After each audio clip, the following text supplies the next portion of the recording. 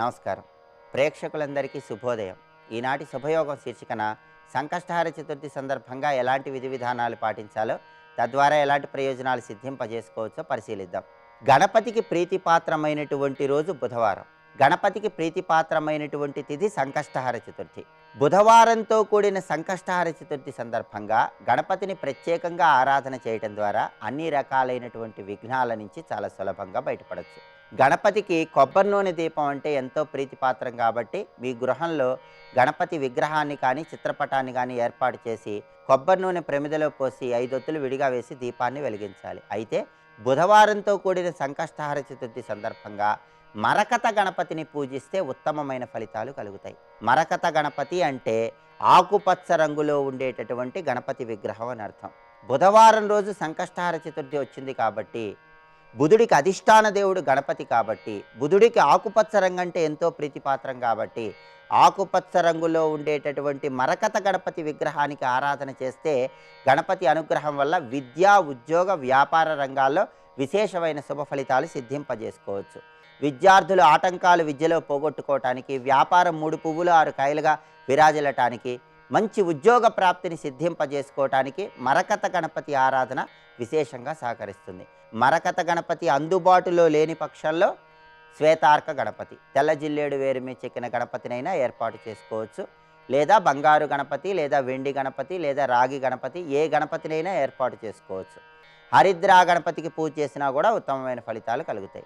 అయితే పూజ చేసే సమయంలో గణపతి ప్రీతి కోసం ఎర్రటి పుష్పాలతో, కుంకుమ కలిపిన అక్షంతలతో, గరికతో పూజిస్తూ గణపతి 108 నామాలు చదవాలి. 108 నామాలు చదువుకోలేని వాళ్ళు నమో హేరంబాయ మదమోదితాయ సంకష్టస్య నివారణాయ నమః ఈ చిన్న మంత్రాన్ని చదువుకుంటూ ఎర్రటి పుష్పాలతో, కుంకుమ కలిపిన అక్షంతలతో గణపతిని పూజించండి. గణపతి ప్రీతి కోసం ఉండ్రాళ్ళు నైవేద్యం సమర్పించండి. అయితే సంకష్టహార చతుర్థి బుధవారంతో కలిసి వచ్చింది కాబట్టి గణపతిని పూజించే సమయంలో గణపతి ప్రీతి కోసం ఉండ్రాళ్ళు నైవేద్యం సమర్పించడంతో పాటుగా నువ్వులతో తయారు చేయబడిన పదార్థాలు కూడా గణపతికి నైవేద్యం సమర్పించాలి. ఉదయం పూట గణపతికి ఉండ్రాళ్ళు నైవేద్యం సమర్పించాలి. సాయంకాలం పూట నువ్వులతో తయారు చేయబడిన పదార్థాలు నైవేద్యంగా సమర్పించాలి. ఉదయం పూట ఎర్ర పుష్పాలు, గరికతో గణపతిని పూజించాలి. సాయంకాలం పూట గణపతిని పూజించే సమయంలో గణపతి పూజలో నేరేడు ఆకులు ఉపయోగించాలి. అలా చేస్తే గణపతి అనుగ్రహానికి ప్రతి ఒక్కరూ సులభంగా పాత్రలు కావచ్చు. అదేవిధంగా ఈరోజు సంకటనాశక గణేష స్తోత్రాన్ని చదువుకున్న, గణపతి షోడశనామ స్తోత్రాన్ని చదువుకున్న గణపతి విశేషమైన అనుగ్రహం వల్ల విఘ్నాల నుంచి చాలా సులభంగా బయటపడవచ్చు. అలాగే అనుకున్న పనులు అనుకున్నట్లు దిగ్విజయంగా పూర్తి చేసుకోవాలంటే, అన్ని రకాలైనటువంటి ఆటంకాల నుంచి సులభంగా బయటపడాలంటే, గణపతి విశేషమైన అనుగ్రహం కలగాలంటే గం క్షిప్రప్రసాదనాయ నమః అనేటటువంటి క్షిప్ర గణపతి మంత్రాన్ని ఈరోజు గణపతి పూజ చేసే సమయంలో వీలైనన్ని సార్లు జపించుకోండి. అలా జపించుకుంటే గణపతి అనుగ్రహానికి చాలా సులభంగా పాత్రలు కావచ్చు.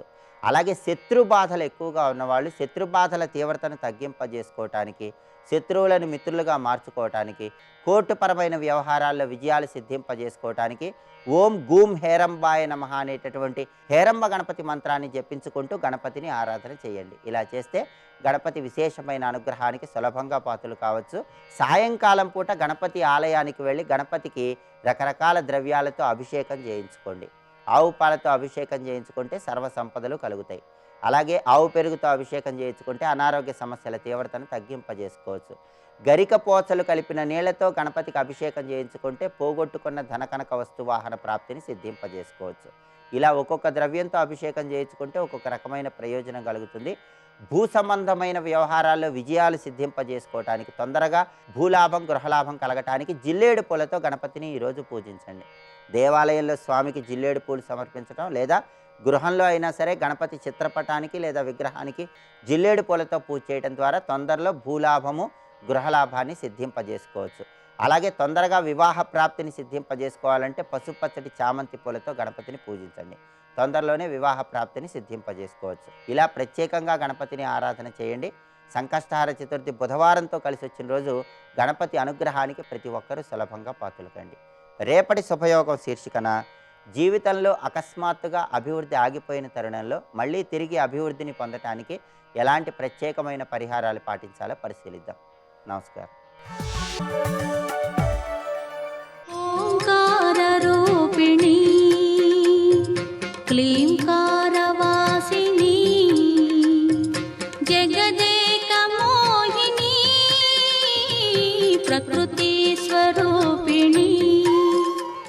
భూమిని అమ్మ అని పిలవగలిగే మానవుడే మానవుడు. అందుకే భూమిని వందే మాతరం అనకపోతే వాడు మనిషిగా బతకడానికి అర్హుడు కాడే. అందుకు వందే మాతరం అని భారతీయుడు అన్నాడంటే ఆ తల్లి భూమి నా తల్లి. ఎందుకంటే కన్న తల్లి కడుపులో పడ్డాక పోషించింది, తర్వాత బయట వదిలేసింది. కానీ కడుపులో కన్నతల్లి కడుపులో మనం ఉన్నప్పుడు అప్పుడు ఈ భూమి మూసింది. కన్నతల్లి తన బరువు దించినప్పుడు కూడా భూమి మాత్రం దించలేదు. మరణించాక తన ప్రతి అవయవాల్ని మళ్ళీ తనలోనే కలుపుకుంటుంది. అందుకే భూమి ఎలా మనల్ని పోషిస్తోందో, తిండి పెడుతోంది, నడిపిస్తోంది, ఉనికినిస్తోంది, ఆధారమైంది. అలాంటి భూదేవి. చిత్రం ఏంటంటే ఊరికినే భావించడం కాదు, సమస్త లోకములకు శక్తి ఇవ్వగలిగే శక్తి భూదేవికి ఉంది. అదే భాగవతంలో చెప్తాడు మనకి. ఈ భూమి వల్లనే యజ్ఞములు జరుగుతూ దేవతలు తృప్తి చెందుతుంటారు, పితృదేవతలు తృప్తి చెందుతుంటారు. అందుకే దేవతలకు కూడా ఈ భూమి ఆధారం. ఈ భూమి గోవులా భావించబడుతున్నది. గోవు నుంచి వచ్చేటువంటి పాడి వల్ల శిశువులు ఎలా బ్రతుకుతూ ఉంటారో, భూమి అనబడే గోవు నుంచి వచ్చిన సంపదల వల్ల ఈ జీవులు దేవతలు అందరూ పోషింపబడుతున్నారు. కనుకనే ఆ భూదేవికి నమస్కారము. అందుకే మనం మర్చిపోరాదు ఎవరిని అంటే జగన్మాతని, కన్నతల్లిని, భూమాతని, గోమాతని, 4 మాతల్ని మరువరాదు. తెలుసుకోండి.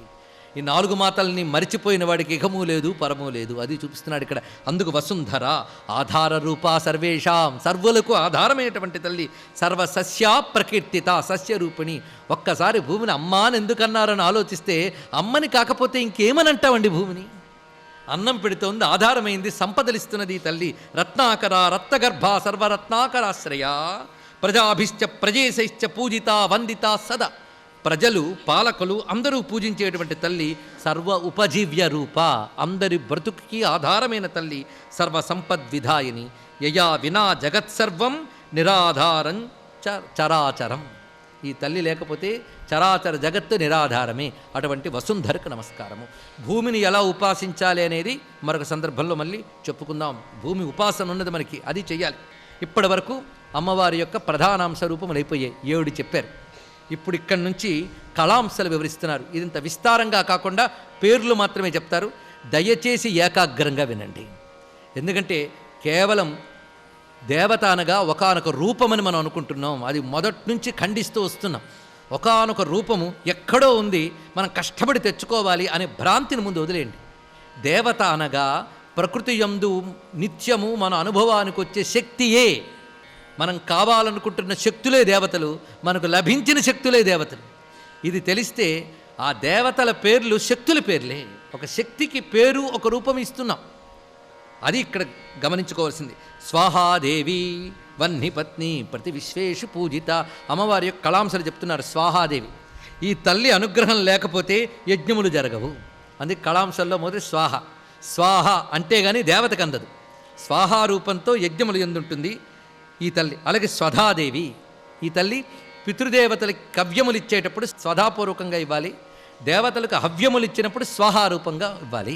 అది స్వాహ అంటే దేవతలకు వెళుతుంది, స్వధ అంటే పితృదేవతలకు వెళుతుంది. ఈ 2 రూపాలతో వాళ్ళకు అన్నం పెట్టే తల్లి అమ్మవారు. ఈవిడ అగ్నిదేవుని భార్యలుగా చెప్పబడుతున్నారు, అనగా యజ్ఞములకు సంబంధించినవి. అలాగే దక్షిణ యజ్ఞపత్నీచ, యజ్ఞుడు యొక్క భార్య దక్షిణ. యజ్ఞుడు అన్నామే కానీ డూ కాదు, అది యజ్ఞము అని అర్థం. అది పెర్సానిఫై చేస్తున్నారు ఇక్కడ. యజ్ఞము అనే దాన్ని పురుషాకృతితో చూపిస్తూ దాని శక్తిని స్త్రీ రూపంగా చూపిస్తున్నారు. అందుకే ఇక్కడ వినబడే ప్రతి శక్తుల్ని మనం అమ్మగా, ఆ శక్తి ఎవరిదో వాడిని అయ్యగా భావన చేస్తూ వెళ్ళాలి. అందుకే యజ్ఞుని యొక్క పత్ని దక్షిణ. దక్షిణ అంటే దక్షిణ ఒక దేవత అండి. సుదక్షిణ అని పేరు కూడా పెట్టుకున్నారు కదా దిలీప్ చక్రవర్తి భార్య పేరు. దక్షిణ ఒక దేవత. దీని అర్థం ఏమిటి? మనం ఒక యజ్ఞం చేయాలంటే మన ఒక్కరి వల్ల కాదు, కొంతమంది సహాయం తీసుకుంటాం. వాళ్ళు మంత్రాన్ని, తపస్సుని ధారపోసి యజ్ఞం చేస్తారు. అంత యజ్ఞం చేస్తే ఆ ఫలితం కూడా వాళ్ళకి వెళ్ళిపోవాలి. కానీ నువ్వేం చేయాలి? వాళ్ళు నీ కోసం చేశారు కనుక ఫలితం నీకు దక్కాలి అంటే వాళ్ళు ఇంతవరకు చేసిన దానికి ప్రతిగా వాళ్ళకి నువ్వు సమర్పణ చేయాలి. ఆ సమర్పణ చేసినప్పుడు ద్రవ్యలోపం కానీ భావలోపం కానీ లేకుండా శ్రద్ధయా ధేయం భియా ధేయం హ్రియా ధేయం అన్నట్లుగా వాళ్ళు ఎంత ఇచ్చారో అంతకు తగ్గట్టు నేను ఇవ్వలేకపోతున్నాను, నేను ఇవ్వగలిగిందే ఇస్తున్నాను కానీ తగినంత ఇవ్వట్లేదని సిగ్గుతో ఇవ్వాలండి. అంతేగాని వాడు అంత యజ్ఞం చేస్తే ఎంత ఇచ్చేయాలా, కొంచెం ఆలోచించుకోవాల్సింది. అంత ఇచ్చేసానేమో అనుకున్నాడా యజ్ఞమంతా నిరర్థకమైపోతుంది. కనుకనే ఎంత యజ్ఞం చేసినా వాడికి ప్రతికృతిగా నువ్వు తిరిగి సమర్పణ చేస్తేనే యజ్ఞం సార్థకం అవుతుంది, లేకపోతే నిష్ఫలం అవుతుంది. సార్థకము అనడానికి దక్షత, దక్షిణ అనర్థము. యజ్ఞమునకు సార్థకము కలిగించేది గనక దక్షిణ, ఇది అర్థం. దక్షిణ ఒక దేవత, ఇది తెలుసుకోవాల్సిన ముఖ్యాంశం. అందుకే దక్షిణ లేని యజ్ఞం వ్యర్థమే. దక్షిణ యజ్ఞమునకు సమర్థతనిచ్చునది, ఇది అర్థం దక్షిణ శబ్దానికి అర్థం. అలాగే స్వస్తిదేవి వాయుపత్ని, వాయువు యొక్క పత్ని స్వస్తిదేవి. ఇక్కడ విశేషంగా నేను చెప్పను, పేర్లు మాత్రం చెప్తూ ఉంటాను. ఆ తల్లి అనుగ్రహం ఉంటే స్వస్తి. స్వస్తి అంటే ఏమిటి? స్వస్తి అంటే సు అస్తి స్వస్తి, ఇది అర్థం.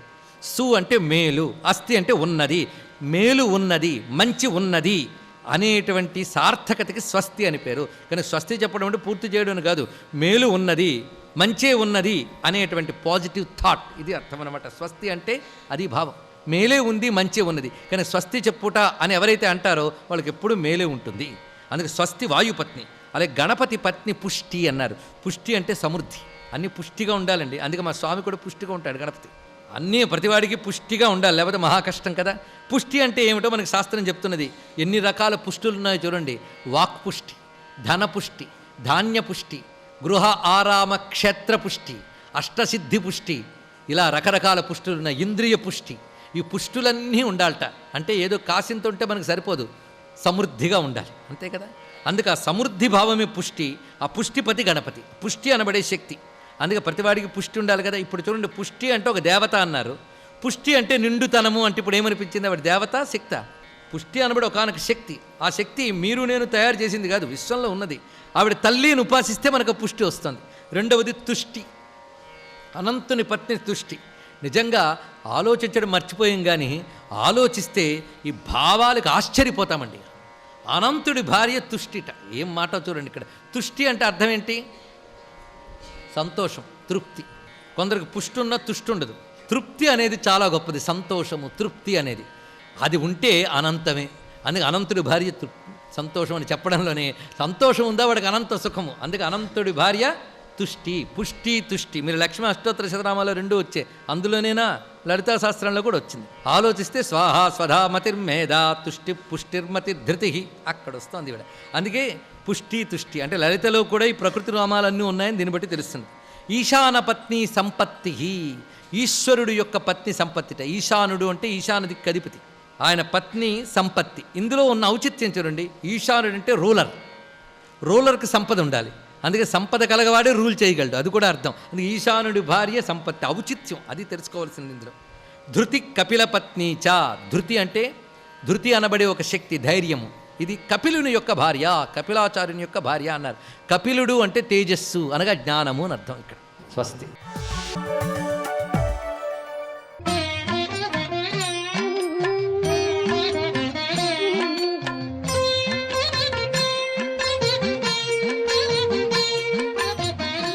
ఓం నమో నారాయణాయ, ఓం నమశివాయ, శ్రీమాత్రే నమః. ధనుర్మాస సందర్భంగా ప్రతి ఒక్క పనిని కూడా మనం ప్రారంభించే ముందు ప్రతి ఒక్క దేవుడు దేవత కూడాను విఘ్నేశ్వరుణ్ణి ధ్యానం చేయాల్సిందే. ఆయన గణాధ్యక్షుడు కాబట్టి. సాక్షాత్తు త్రిపురాసుర సంహార సమయంలో త్రిపురులని రాక్షసుల్ని సంహరించడానికి బయలుదేరే ముందు కూడా విఘ్నేశ్వరుని ప్రార్థన చేసే శివుడు బయలుదేరాడు. అలాగే మహిషాసురమర్ధిని జగన్మాత మహిషరుణ్ణి సంహరించడానికి బయలుదేరినప్పుడు కూడా ఆ స్థితిపతి, నిధిపతి, ప్రియపతి అయిన గణేశుని అనుజ్ఞ తీసుకొనే బయలుదేరింది, గణాధ్యక్షుడు కాబట్టి. సాక్షాత్తు కృష్ణ పరమాత్మ కూడాను రుక్మిణీదేవిని వివాహం చేసుకోవటానికి ఆమె పంపినటువంటి రాయబార తత్వాన్ని తెలుసుకొని ఏదో విధంగా ఆ రుక్మిణీదేవిని తీసుకురావాలి అనేటువంటి తలంపుతో శిశుపాలుని వధించేటువంటి సమయంలోనూ గణేశునికి చెప్పే బయలుదేరాడు అంటోంది శాస్త్రం. అంటే ఇక్కడ గణేశుని యొక్క అద్వితీయమైనటువంటి ప్రభావం అన్ని దేవతామూర్తుల యొక్క ప్రభావానికి నిదర్శనం. ఇక్కడ పాసురాలు రాసేటువంటి సమయంలో కూడాను గోదాదేవి గణేశ ప్రార్థనను ప్రారంభించే తదుపరి తన పాసురాలను ప్రారంభించింది అని చెప్పవచ్చు. కృష్ణుని యొక్క మహోన్నతమైనటువంటి లీలాతత్వం, ఆయన చేసినటువంటి రుక్మిణీ కళ్యాణ మహోత్సవం, రుక్మిణీదేవి చేసిన ప్రార్థన, ఈమె కూడాను కాత్యాయని దేవిని ఆరాధన చేసింది తన యొక్క గోపికలతో.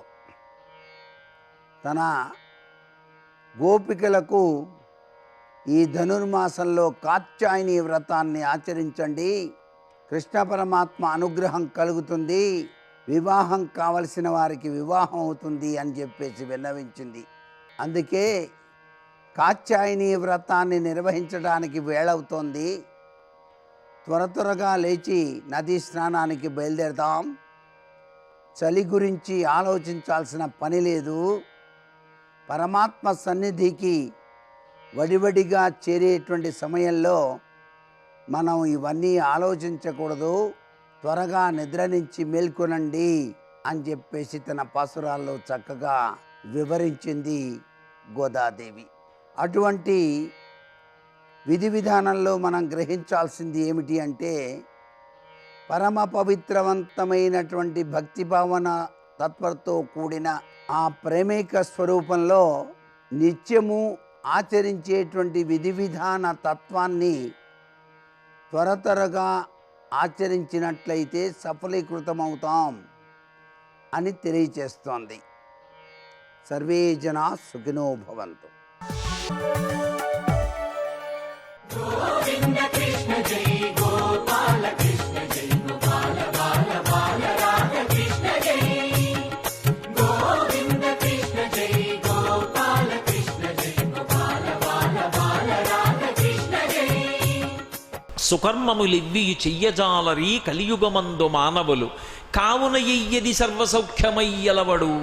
కాబట్టి ఏది సర్వసౌఖ్యములకు అలవాలము, ఎయ్యది సర్వసౌఖ్యమయ్యలవడు ఏమిటంబడము ఆత్మకు శాంతి మునీంద్ర చెప్పవే. ఏది ఆత్మకు స్థిరమైనటువంటి స్థితిని ఏర్పాటు చేస్తుంది. ఇక్కడ ఆత్మ అంటే మనస్సు అని పర్యాయపదంగా చెప్పుకోవాలి.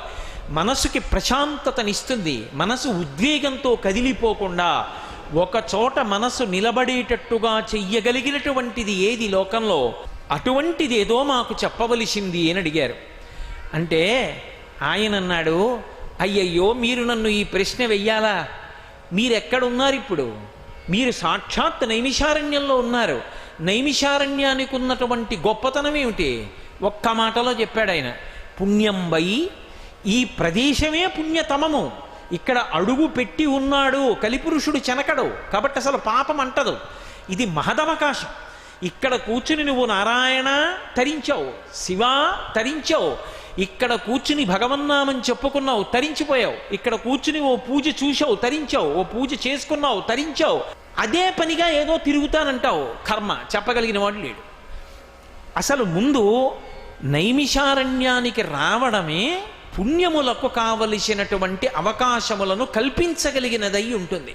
కాబట్టి ఇది పుణ్యంబై మునివల్లభ గణ్యంబై, మునివల్లభులైనటువంటి వాళ్ళు ఎవరుంటారో అటువంటి వాళ్ళందరూ ప్రచ్ఛన్న రూపాలతో తిరుగుతూ ఉంటారు. మాంసనేత్రమునకు దొరకరు. దివ్యమైనటువంటి కాంతిపుంజాల రూపాలలో ఈ అరణ్య ప్రాంతం అంతా తిరుగుతూ ఉంటారు. ఇంతమంది మహాపురుషులు ఉంటారు కనుక, హంసలు ఉంటాయి కనుక, పరమహంసల్ని సేవించాలి కనుక, బ్రహ్మ విష్ణు మహేశ్వరుల యొక్క దర్శనం కోసం ఇక్కడ తిరుగుతూ ఉంటారు. కాబట్టి మునివల్లభ గణ్యంబై అక్కడతో పోతుందా? ఊరుకోడు. కుసుమ ఫల నికాయోద్ధిత సాద్గుణ్యంబై, ఏ చెట్టు వంక చూడండి మంచి కాయలతోటి పళ్ళతోటి ఉంటుంది. సాధారణంగా కదంబ వృక్షాన్ని ఎక్కడైనా చూడండి, ఎప్పుడు పూస్తుందండి, పువ్వు ఎలా ఉంటుందండి అని అడుగుతారు. మీరు నైమిషారణ్యంలో కదంబ చెట్ల వంక చూడండి, విరగబూసి ఉంటాయి. వెలగ చెట్ల వంక చూడండి, విరగకాసి ఉంటాయి. మహాభారతం ఇక్కడే కనపడుతుంది అన్నారు. 365 రోజులు కాసే మామిడికాయలతో మామిడి పళ్ళతో ఉంటాయట చెట్లు లోపల. అంత ప్రసిద్ధమైనటువంటి చెట్లతో కూడుకుని ఉంటుంది. కాబట్టి ఎప్పుడు నవవసంత శోభా విలసిత ప్రదేశము భూమండలం మీద నైమిషారణ్యం, ఎప్పుడూ వసంత ఋతువే. పక్షుల కలకూజితాలతో, కాయలతో, పళ్లతో, చెట్లతో సతత హరితారణ్యములు ఎలా ఉంటాయో అలా ఉంటుంది. అటువంటి అరణ్యమై ఇది పొగడడానికి యోగ్యమైనటువంటిది అరణ్యములన్నిటిలో.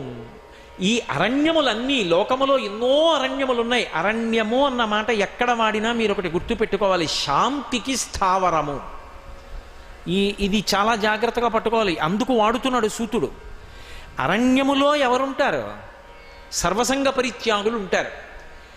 అరణ్యం బయట ఎవరుంటారు? భోగాలు అనుభవించే వాళ్ళందరూ ఉంటారు. ఈ భోగాలు అనుభవించే వాళ్ళందరూ శాంతిగా ఉన్నారా? ఉండరు. వీళ్ళు శాంతి కావలసి వస్తే ఎక్కడికెడతారు? ఆయన దగ్గరికి ఎడతారు. వశిష్ఠ విశ్వామిత్రాది మహర్షుల్ని కలుసుకోవాలంటే ఒకానొకప్పుడు ఇక్ష్వాకు వంశంలో పుట్టిన చక్రవర్తులందరూ అరణ్యంలోకి వెళ్ళి ఆయన్ని కలుసుకుంటూ ఉండేవారు. అది శాంతి స్థానం. సర్వసంగ పరిత్యాగులైనటువంటి వాళ్ళు అరణ్య ప్రదేశాల్లో, ఆ వనాలలో తపోవనాలు నిర్మాణం చేసి కుటీరాలలో ఉండి నిరంతరం తపస్సు చేస్తుంటారు.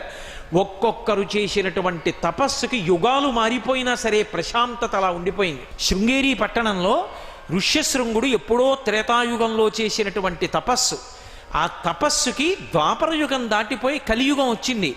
ఇప్పటికీ కూడా జన్మతః పరస్పర వైరుధ్యం ఉంటుంది ప్రాణులలో. అది సృష్టి యందున్నది. వేదంలో ఒక విషయం చెప్తారు. ఒకానొకప్పుడు దేవేంద్రుడు పెద్ద గృహంలో నివాసం చేస్తూ ఉంటాడు. ఆయనని కలుసుకోవడం కోసమని వశిష్ఠ మహర్షి వెళ్ళారు. వశిష్ఠ మహర్షి పెద్ద గడ్డాలతోటి ఎప్పుడూ తపస్సు చేసి ఉన్న కారణం చేత పెరిగిపోయిన గోళ్లతో ఉంటాడు. ఆయన ఇంద్రుడి యొక్క నివాసం దగ్గరికి వెళ్ళేటప్పటికి దేవేంద్రుడికి కుక్కలు ఉన్నాయి. వాటికి శుని అంటారు, దేవశుని అంటారు ఆ కుక్కని, దేవతల కుక్క. ఆ కుక్కలు వశిష్ఠుడిని చూసి మురిగాయి. మురిగితే వెంటనే వశిష్ఠుడు శునక సూక్తము అని చెప్పాడు. దుర్గా సూక్తము, శ్రీ సూక్తము, పురుష సూక్తము, మన్యు సూక్తము, భూసూక్తము, నీలా సూక్తము, వీటిల్లో శునక సూక్తం వేదంలో ఉంది. కుక్కల మీద ఉంటుంది ఆ సూక్తం. ఆ సూక్తం చెప్తూ ఒక మాట అంటాడు, ఓ కుక్క, నీకు జన్మతః పందితో వైరం ఉంది అన్నాడు. అందుకే పందికి కుక్కకి పడదు ఎప్పుడు.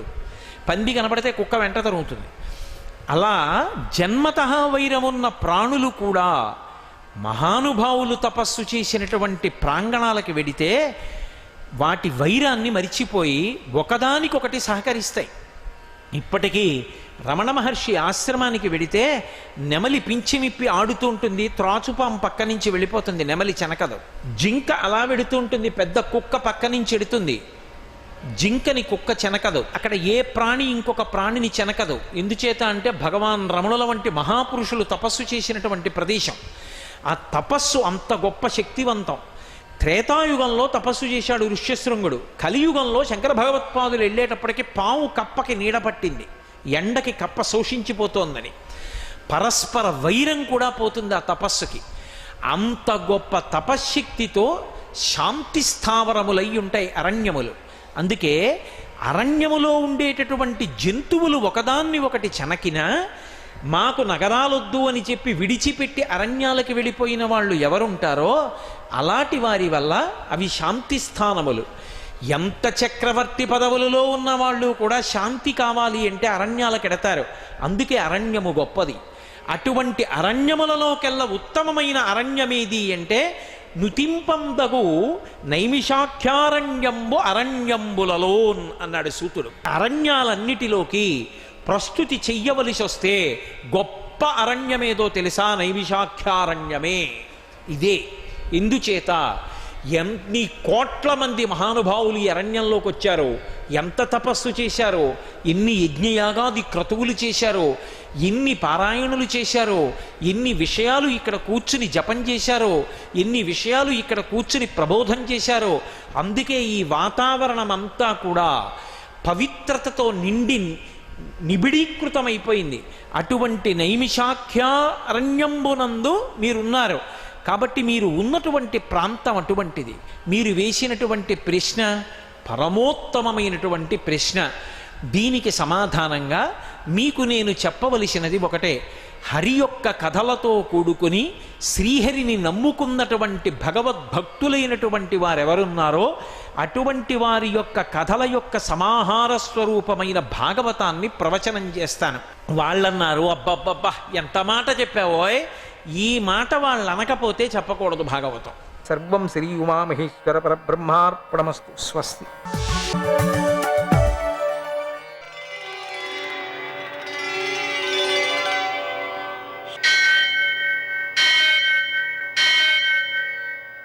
సహస్రశీరుషం దేవం విశ్వాక్షం విశ్వశంభువం విశ్వం నారాయణం దేవమక్షరం పరమం పదం విశ్వతః పరమాం నిత్యం విశ్వం నారాయణగుం హరిం విశ్వమేవేదం పురుషస్తద్విశ్వముపజీవతి పదిం విశ్వస్యాత్మేశ్వరం శాశ్వతం శివమచ్యుతం నారాయణం మహాజ్ఞేయం విశ్వాత్మానం పరాయణం.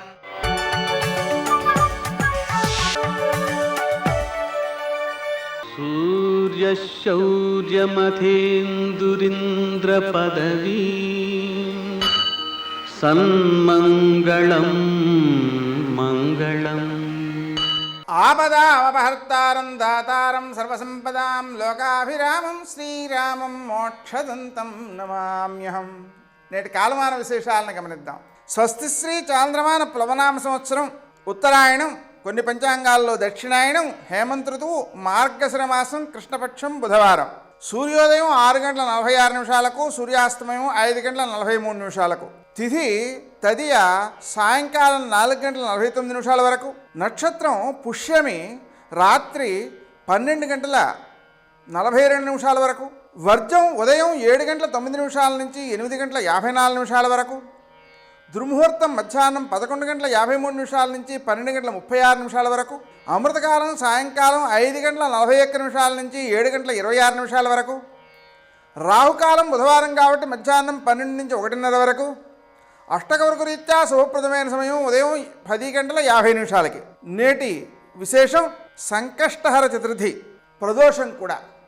కాబట్టి ప్రదోష కాలంలో మనం శంకరుణ్ణి ఆరాధించుకోవడం ద్వారాను, ఆ తర్వాత గణపతిని 21 దూర్వాయుగ్మములతో, 21 పుష్పాలతో, 21 పత్రాలతో పూజ చేయడం, 21 నువ్వుల ఉండలు నివేదన చేయడం, 21 నువ్వుల ఉండలు వాయనం ఇవ్వడం, 21 ఆత్మ ప్రదక్షిణాలు, 21 అరగుంజీలు తీయడం, ఇవన్నీ కూడా గణపతికి ప్రీతికరమైన అంశాలు.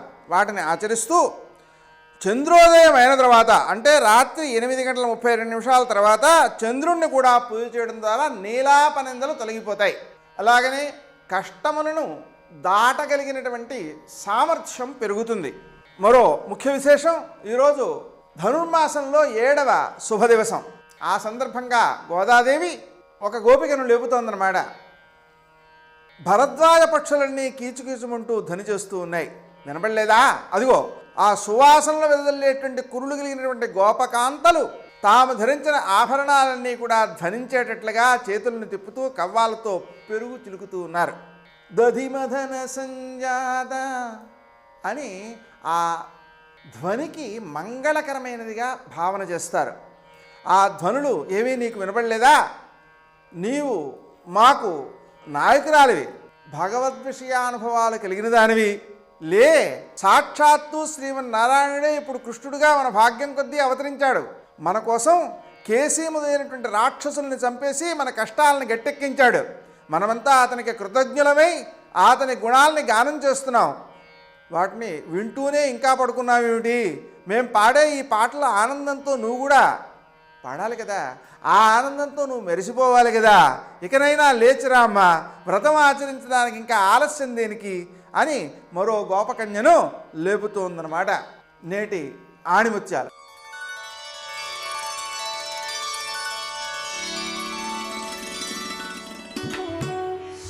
చిరునవ్వు ప్రతికూల పరిస్థితులను కూడా అవకాశాలుగా మార్చగలదు.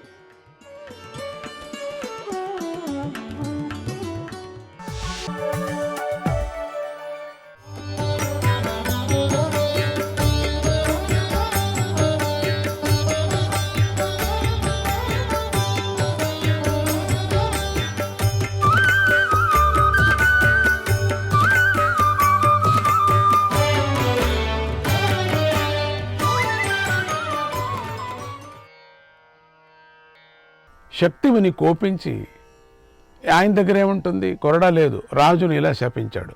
నా దగ్గరుండే కమండలం నీళ్లే నీకు గతి. ఓ రాజా, నువ్వు నా పట్ల రాక్షసుడిలాగా ప్రవర్తించావు, నన్ను రాక్షసంగా కొట్టావు, కాబట్టి ఈ రోజు నుంచి నువ్వు రాక్షసుడు అయిపో, నరమాంసాన్ని తింటూ భూమి మీద తిరుగుతూ ఉండు అని శపించాడు. కొంచెం యోచన చేసుకొని శపించకూడదా? నరమాంసాన్ని తింటూ నువ్వు రాక్షసుడైపో అంటే ఫస్ట్ మా నరుడు ఇక్కడే కదా ఉంటాడు, వాడు నువ్వే కదా. కొంచెం యోచన చేసుకొని శాపం ఇవ్వకూడదా? కొంచెం జాగ్రత్తగా ఈ సందు నుంచి బయట వెళ్ళిన తర్వాత నువ్వు ఓ రాక్షసుడు అయిపో, నువ్వు అటువైపు నుంచి వచ్చిన వాడు ఫస్ట్ ఎవడు తొడుగుతాడో వాడిని తిను అని చెప్పకూడదా? నీకు దొరికిన మొదటి వాడిని తినంటే వీడే కదా. యోచన చేసుకొని శాపం ఇవ్వాల. అదంతా లెక్క పెట్టుకొని క్యాలిక్యులేషన్ చేసుకొని అవన్నీ కూడా ఒక బడ్జెట్ లాగా వేసుకొని ప్రాణం అనేది ఇవ్వాలి కదా. అట్లా ఇష్టం వచ్చినట్టు శక్తులు ఉన్నాయని ఒకరికొకరు కోపం. ఈ కొరడాతో ఎందుకు కొట్టాలి? పని లేక కొరడాతో ఒక బ్రాహ్మణ్ణి కొట్టచ్చా ఈ రాజు? అది ఆయనే తప్పు చేశాడు. పోనీ ఆయనే 25 భాగాలే వచ్చింది, వెనక్కి వెళ్ళొచ్చు. గుర్రం కూడా ఉంది, యోచన లేదు, వెనక్కి వెళ్ళొచ్చు కదా. ఆ రోజుల్లోనే వశిష్ఠ విశ్వామిత్రులు యజ్ఞయాగాదులు చేసే విషయాల్లో ఒకే రాజును కోరుకున్నారు. ఒకే రాజును కోరుకున్నారట. అంటే ఆ యజ్ఞానికి యజమానిని స్వీకరించేటువంటి విషయంలో శత్రుత్వం కొనసాగుతోంది. అప్పుడు అది కూడా జరుగుతుంది. ఒక చోట ఇద్దరు మాటలతో కొట్టుకుంటున్నారు. యజ్ఞ సామాగ్రి సమృద్ధిగా ఉండటం కోసం మహర్షులు రాజులపై ఆధారపడతారు కదా. సామాన్యంగా ఒక రాజు ఒకే మహర్షి యజ్ఞాలకు సహకరిస్తూ ఉంటారు. రెండో మహర్షి మరో రాజును వెతుక్కోవలసి వస్తుంది కదా. ఇక్కడ వశిష్ఠుడు కోరుకున్న రాజునే విశ్వామిత్రుడు కూడా కోరుకున్నాడు. దానివల్ల లోక కళ్యాణం కోసం వశిష్ఠుడు సంకల్పించిన యాగాలకు విఘ్నం కలుగుతుందనేటువంటి భయంతో వశిష్ఠుడు విశ్వామిత్రుడితో గొడవపడ్డాడు. విశ్వామిత్రుడు రాజైన కల్మాషపాదుడిని యజమానుడిగా స్వీకరించాలని అనుకుంటూ ఉన్నాడు. సరిగ్గా శక్తిముని కల్మాషపాదుడు వాదలాడుకున్నటువంటి చోటికి వచ్చాడు. ఇదేంటో ఒకే రాజును వాళ్ళిద్దరూ ఇష్టపడ్డారు, యజ్ఞం ఆగిపోతుంది లేకపోతేనే. ఒక రాజును అనుకున్న తర్వాత ఇంకొక మహర్షి ఇంకొక రాజు దగ్గరికి వెళ్ళకూడదు. ఒకే రాజు దగ్గరికి వచ్చారు, కల్మాషపాదుడి దగ్గరికి వచ్చి అదృశ్య రూపంలో ఉండి వారిని చూశాడు. వారి మాటలంతా విన్నాడు, శాపం ఇచ్చిందంతా విన్నాడు. ఈ శక్తిముని వశిష్ఠుడి పుత్రుడు అని గ్రహించాడు విశ్వామిత్రుడు. ఇది మంచి టైం దొరికింది కదా అనుకున్నాడు.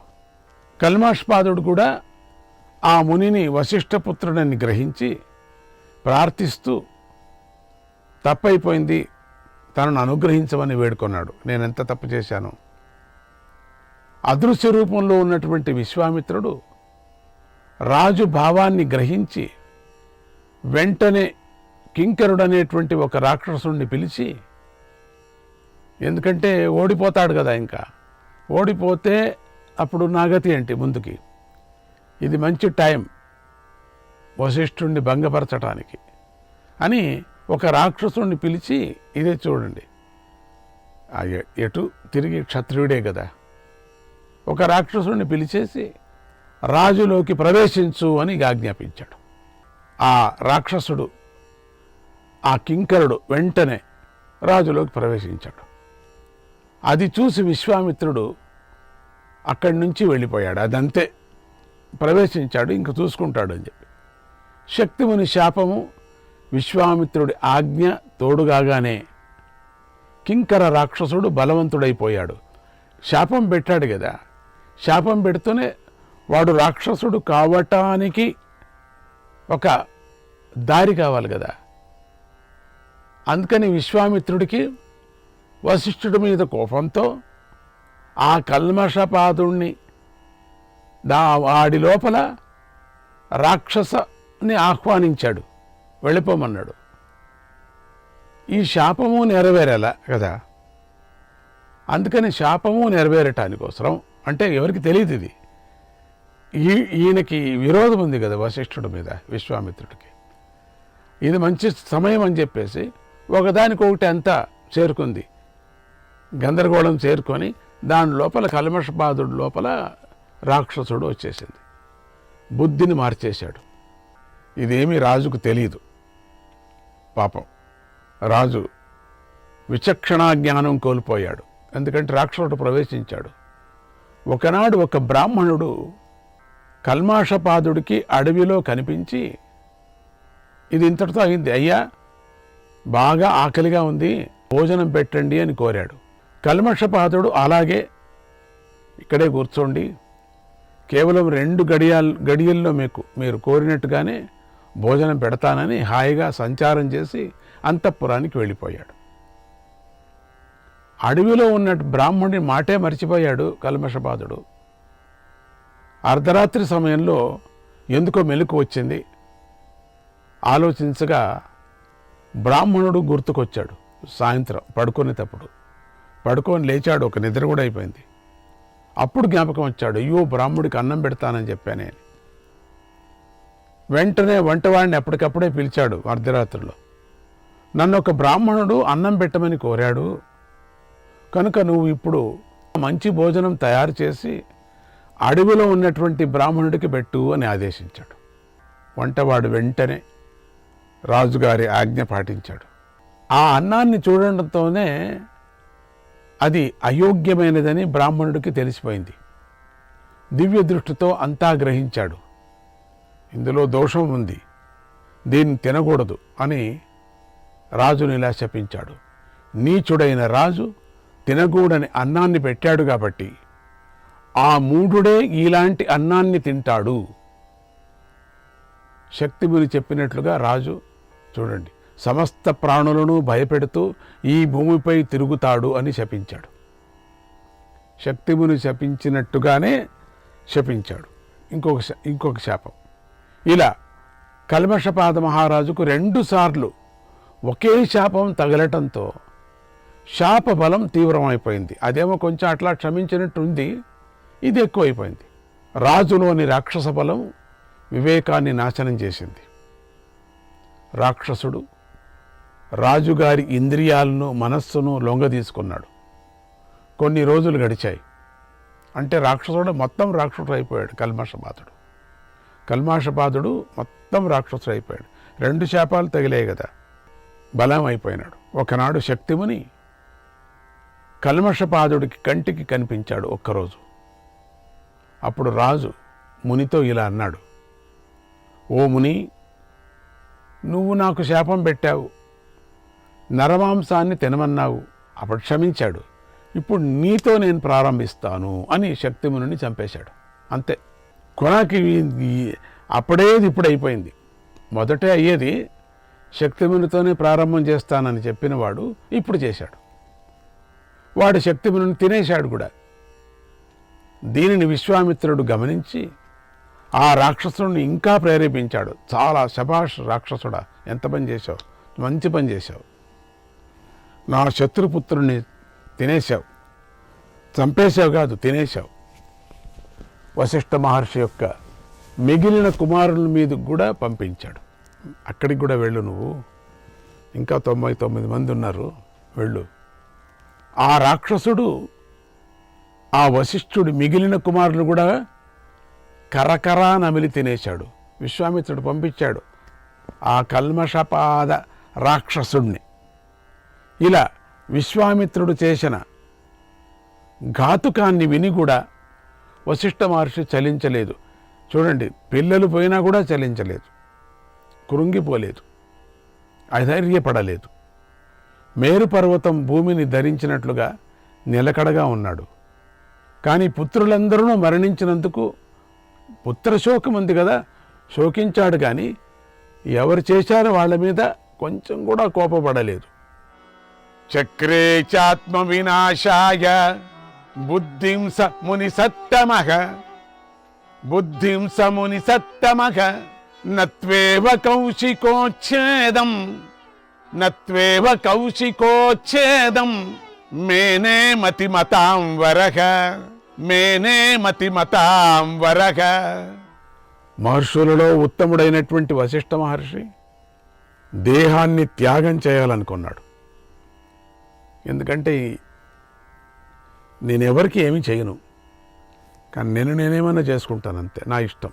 కానీ విశ్వామిత్రుని నాశనం చేయాలనుకోలేదు, నేను చెయ్యను. వశిష్ఠుడు బుద్ధిమంతుల్లో శ్రేష్ఠుడు కదా, కోపానికి వసుడు ఎప్పటికీ కాడు.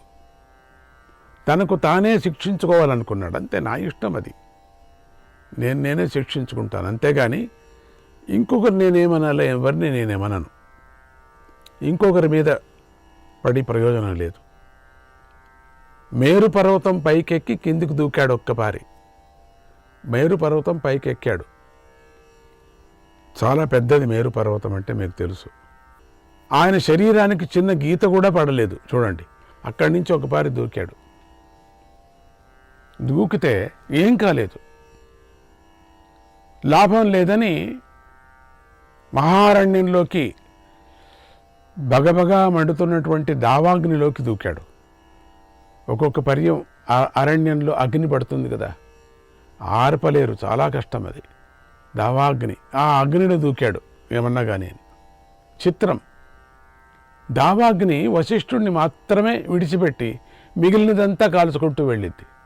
ఆయన దగ్గరికి అగ్నే రాలేదు. అగ్ని కాలుతూనే ఉంది, అంతటా వేడిగానే ఉంది. వశిష్ఠ మహర్షికి మాత్రమే చల్లగా ఉంది.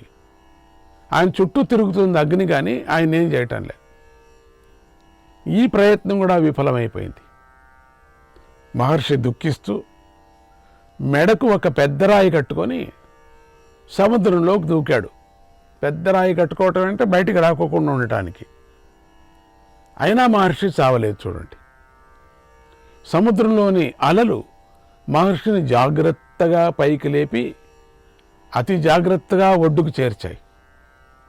ఇలా ఏం చేసినా తనకు చావు రాకపోయేసరికి వశిష్ఠ మహర్షి ఎంతో బాధపడ్డాడు. విచారిస్తూ మళ్ళీ తన ఆశ్రమానికి తిరిగి వెళ్ళాడు. ఏంటి చావే రాదు నాకు, నేను ఏం చేయటము అని. ఎందుకంటే 100 మంది పుత్రులను పోగొట్టుకున్న తర్వాత ఇంకెవరైనా ఉంటారా అండి ప్రపంచంలో? ఓం శ్రీకృష్ణాయ పరమాత్మనే నమః. 176వ అధ్యాయం. గంధర్వుడు అర్జునుడికి వశిష్ఠ మహర్షి కథను ఇంకా ఇలా చెప్పాడు. తన 100 మంది బిడ్డలతో కళకళలాడే ఆశ్రమం ఒక్కసారిగా శూన్యంగా కనిపించేసరికి వశిష్ఠ మహర్షి దుఃఖాన్ని తట్టుకోలేకపోయాడు. ఇక ఈ ఆశ్రమం వద్దు ఏమొద్దు అని విడిచి వెళ్ళిపోయాడు. అప్పుడు వర్షాకాలం సాగుతోంది. వశిష్ఠుడు కొత్త నీళ్లతో పరవళ్ళు తొక్కుతూ సాగిపోతున్నటువంటి నది వద్దకు వెళ్ళి, ఇది బాగుంది, ఇది విపరీతమైన నది వస్తుంది, ఇందులో మునిగి తనువు చాలిస్తాను అనుకున్నాడు. ఇంకా వదల్లేదు చచ్చే విచారంగా. ఆ ఆలోచన రావటంతోనే తనకు తానే తాళతో కట్టుకున్నాడు. తాను గట్టిగా కట్టేసుకున్నాడు. దుఃఖిస్తూ నీటిలో మునిగిపోయాడు. అప్పుడు ఆ నది ముని పాశాలను విప్పేసింది. ఎంతో జాగ్రత్తగా వశిష్ఠముని గట్టుకు చేర్చింది. అప్పుడు ఆ నదికి వశిష్ఠముని విపాశ అని పేరు పెట్టాడు. ఆ నదికి విపాశ అనే నది కూడా ఉంది. వశిష్ఠ మునీంద్రుణ్ణి పుత్రశోకం పీడిస్తుంది. అందుచేత ఆయన ఒకచోట ఉండలేకపోయాడు. పర్వతాలపై, పాపం నదీలపై, సరస్సులపై, గడ్లపై అట్లా అట్లా అట్లా అట్లా తిరుగుతున్నాడు. ఇక ఎట్లా చావు రాదు అని తెలిసిపోయి ఇంక తిరగటం అంతే. పోయిన తిరుగుదామని తిరుగుతున్నాడు. ఆ తిరుగుతూ ఉండగా ఆ మహర్షికి హైమవతి నది కనిపించింది. శ్రీకృష్ణాయ పరమాత్మనే నమః.